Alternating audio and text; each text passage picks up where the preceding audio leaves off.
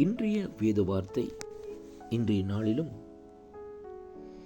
கர்த்தராகிய இயேசு கிறிஸ்துவின் நாமத்தில் உங்கள் ஒவ்வொருவரையும் வாழ்த்துவதில் நான் மிக்க மகிழ்ச்சி அடைகிறேன். 23ஆம் ஆண்டு ஆகஸ்ட் மாதம் ஞாயிற்றுக்கிழமை 2026ஆம் ஆண்டு. கர்த்தருக்கு மகிமை உண்டாவதாக. இந்த நாளிலும் வேத தியானத்திற்கு எடுத்துக்கொண்ட பகுதி அப்போஸ்தலர் 18ஆம் அதிகாரம் 10வது வசனம். நான் உன்னுடனே கூட இருக்கிறேன், உனக்கு தீங்கு செய்யும்படி ஒருவனும் உன்மேல் கை போடுவதில்லை. இந்த பட்டணத்தில் எனக்கு அநேக ஜனங்கள் உண்டென்று இந்த வார்த்தை இந்த நாட்களிலே நமக்கு சொல்லுகிறதை பார்க்கிறோம். கர்த்தருக்குள் அன்பான அன்பு பிள்ளைகளே, நாங்கள் செல்லுகிற இடமெல்லாம் தேவன் ஆண்டவர் இந்த நாட்களிலே நமக்கு சொல்லுகிற காரியம், எந்த பட்டணங்களுக்கு செல்லுகிறோமோ அந்த பட்டணங்களிலே ஆண்டவர் சொல்லுகிற இந்த நாட்களிலே அங்கே அநேக ஜனங்கள் தனக்கு இருக்கிறார்கள் என்று ஆண்டவர் நமக்கு நினைப்பூட்டுகிறதை இங்கே பார்க்கிறோம்.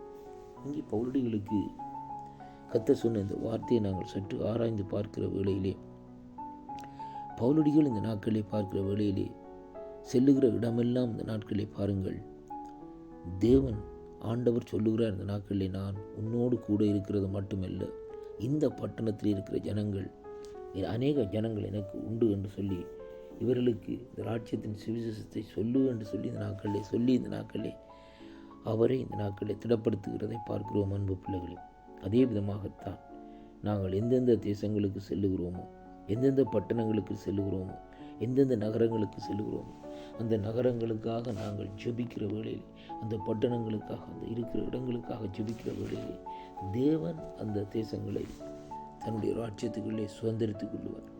நமக்கு கொடுக்கிற ஒரு முக்கியமான காரியம், எந்த பட்டணத்திலே நாங்கள் போய் தங்கி இருக்கிறோமோ அந்த பட்டணங்களில் இருக்கிற அந்தகாரத்தின் கிரியைகள், அந்த பட்டணங்களில் இருக்கிற இந்த நாட்களிலே அசுத்த ஆவிகளுடைய கிரியைகளை கடிந்து, இந்த நாட்களிலே ஜனங்களை ரட்சிக்க முடியாதபடி தடைகளை போடுகிற ஆவிகளை கடிந்து கட்டி இந்த நாட்களில் நாங்கள் ஜெபம் பண்ணுகிற வேளையிலே கர்த்தர் அந்த தேசத்தை தனக்காக அந்த நாட்களில் சுதந்திரித்துக் கொள்ளுவார். அருமையான கர்த்தருடைய பிள்ளைகளை, இதைத்தான் நாங்கள் இந்த நாட்களில் அறிந்திருக்க வேண்டும்.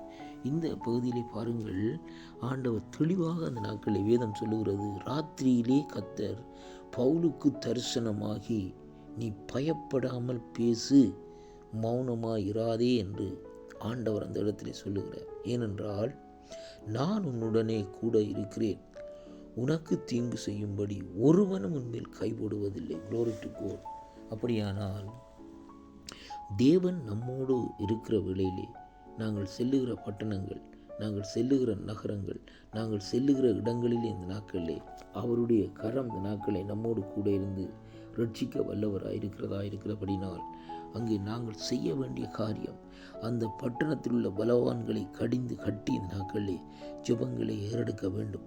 அப்படியாக செய்கிற வேளையிலே மிகுதி காரியங்களை தேவன் அந்த இடத்திலே இந்த நாட்களை பார்த்து கொள்வார். அருமையான கர்த்தருடைய பிள்ளைகளே, பாருங்கள், இந்த நாட்களிலே வேதம் சொல்லுகிறது, அவருடைய கரங்கள் ரட்சிக்கப்படாதபடி குன்றி போகவில்லை, அவருடைய காதுகள் கேட்கக்கூடாதபடி மந்தமாகவில்லை என்று சொன்ன தேவன் இந்த பட்டணத்திலே அநேக ஜனங்கள் இருக்கிறார், அவர்களுக்காக ஜெபம் பண்ண என்று சொல்லுகிற வேளையிலே, அவர்களுக்காக நாங்கள் அந்த பட்டணத்துக்காக ஜெபம் பண்ணுகிற வேளையிலே அங்கே சுவிசேஷத்தின் வாசல்களை தேவன் திறக்க வல்லவராயிருக்கிறார் என்பதை கர்த்தருடைய வார்த்தை நாங்களே நமக்கு சொல்லுகிறதை பார்க்கிறோம்.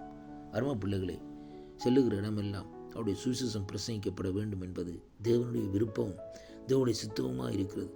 அதற்காகத்தான் தேவன் எங்களுக்கு அந்த ரட்சிப்பை இந்த நாட்களிலே கொடுத்திருக்கிறார்.